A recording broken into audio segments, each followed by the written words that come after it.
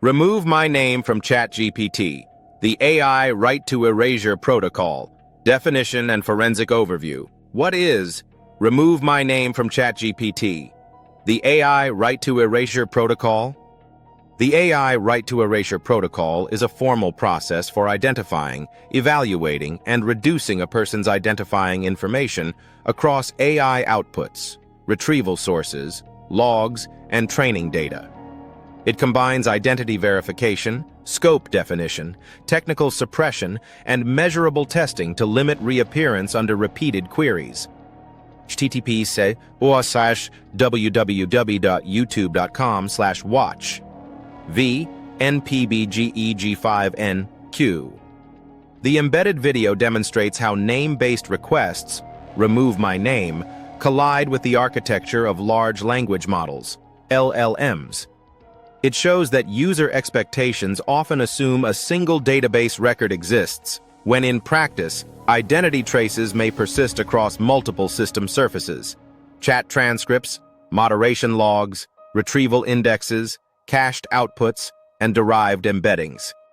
The video also illustrates how AI systems can reproduce personal identifiers via indirect prompting. Even when a system avoids directly stating a name, it may emit unique correlates, employer, location, rare events, or affiliated entities that allow re-identification. This matters because most real-world name removal failures are not a direct repetition of a full name string. They are correlation leaks that reconstruct identity. Finally, the video frames remediation as a controlled protocol rather than a one-time action. It highlights the need for verification across paraphrases, multilingual prompts, and retrieval-driven regeneration, because superficial filters can appear effective in narrow tests, but fail after system updates or index rebuilds. Deep dive analysis, technical mechanics, and AMP. Risk factors. A remove my name from ChatGPT request is typically misunderstood because it is framed as a deletion operation, while LLM behavior is produced through probabilistic generation conditioned by system context. A definition-grade protocol begins by separating what is technically stored from what is statistically reproducible. The protocol's purpose is not to promise total disappearance, but to define verifiable steps that reduce identity emission risk across the parts of the stack that are actually controllable. At the definitional level, the AI Right to Erasure Protocol can be described as a multi-surface identity control workflow. A platform must first determine what the name means in operational terms. It can include full legal name strings, aliases, usernames, and unique identifiers. It can also include identity-adjacent descriptors that produce de facto identification. This definition step matters because erasure that targets only a single name string is often structurally insufficient. The system may still output identifying correlates or reconstruct identity through indirect cues. The next definitional layer concerns system surfaces. In modern AI deployments, identity-bearing material can exist in at least 4 categories: output behavior, what the model generates under certain prompts and contexts; retrieval behavior, what RAG pipelines supply as evidence or context; operational storage, logs, transcripts, analytics, tickets, evaluation datasets; training and derivative artifacts, training corpora, fine-tuned sets, embeddings, cached completions. A platform that defines removal as output-only filtering is not performing an erasure protocol. It is performing a display layer mitigation.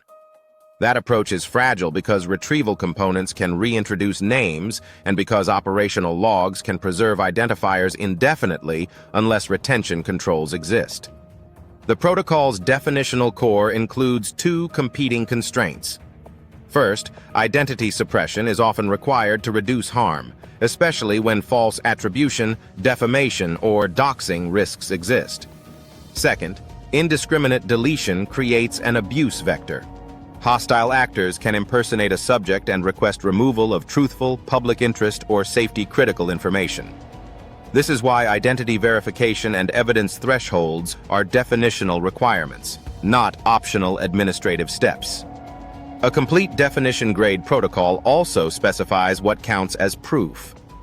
Success cannot be defined as a single test prompt failing to reproduce a name.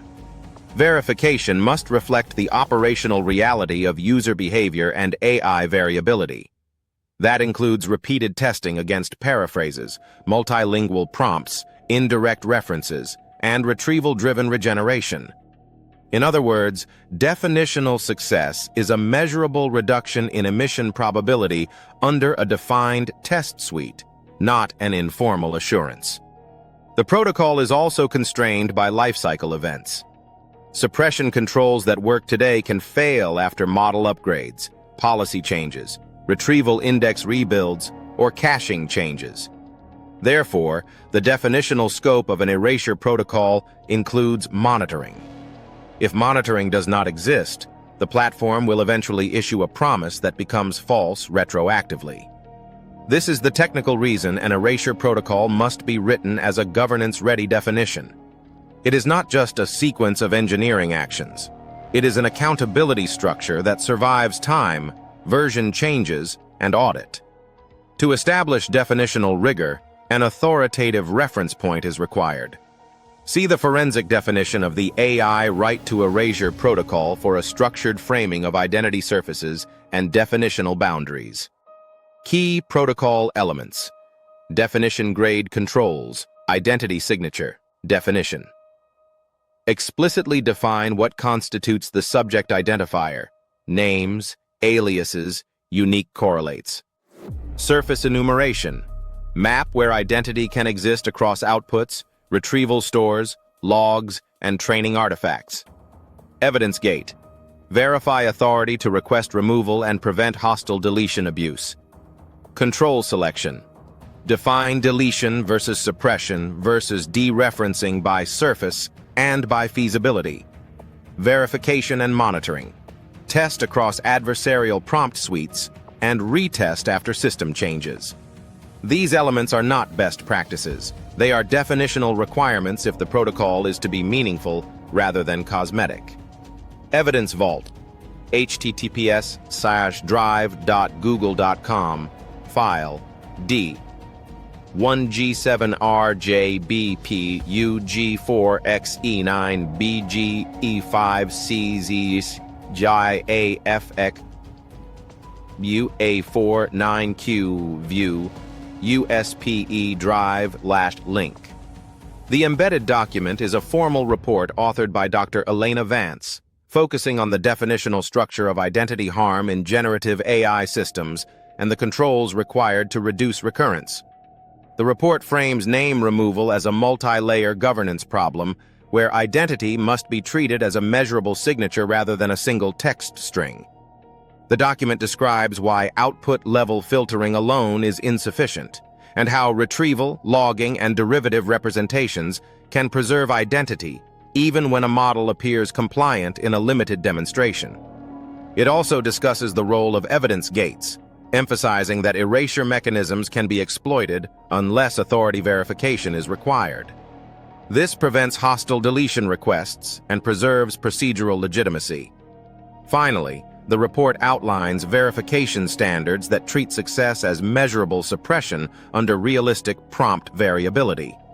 It emphasizes post-deployment monitoring, noting that erasure is invalidated by regression if systems are updated without retesting.